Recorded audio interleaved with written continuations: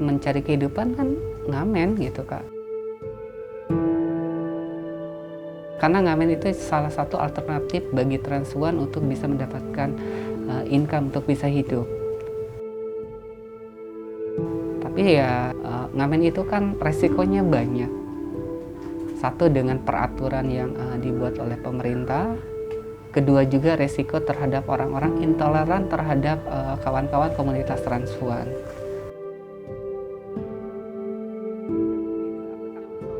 Diguyur air, terus dilempar batu. Sampai saya berpikir, apa sih yang salah dengan saya gitu. Karena saya tidak pernah berbuat keonaran di tempat tersebut. Ketika saya ngamen permisi dulu. Ketika kita ditangkap, secara otomatis dipermalukan. Itu menjadi suatu beban psikologis loh Kak. Dipermalukannya ya dianggap kita itu orang-orang yang tidak normal. Digiring di depan orang banyak dengan perkataan kotor, banci, pegang-pegang, oh itu payudara asli apa bukan. Tang dikepung, habis dikepung disuruh jalan kayak bebek, terus disorakin, dikata-katakan, itu kan pelecehan secara psikologis.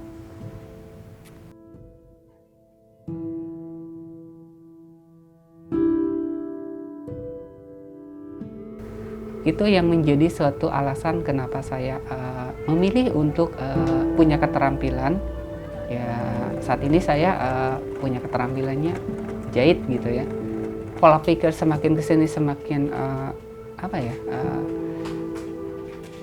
baik gitu ya. Saya bilang baik kenapa? Karena itu tadi, karena saya membuka ruang untuk orang masuk di dalam lingkungan saya.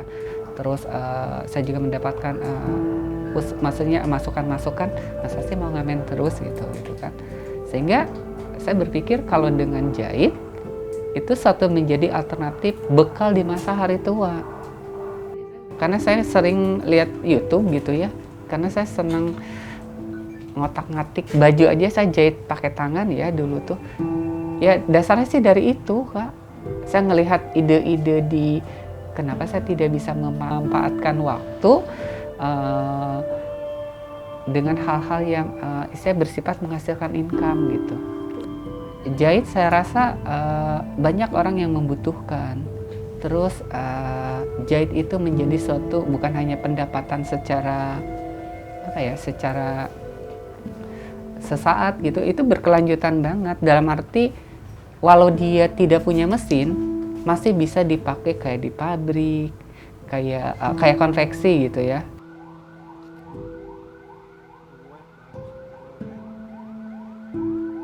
Saya harapannya ke depan banyak teman-teman yang mau belajar keterampilan. Karena kalau dengan ngamen aja itu kita tidak akan berkembang secara pola pikir. Dengan keterampilan kita bisa membangun usaha dan kita bisa mempekerjakan orang. Kedepannya sih mudah-mudahan masih banyak orang yang mau belajar di tempat saya gitu ya. Karena saya juga dulu belajar di tempat orang gitu.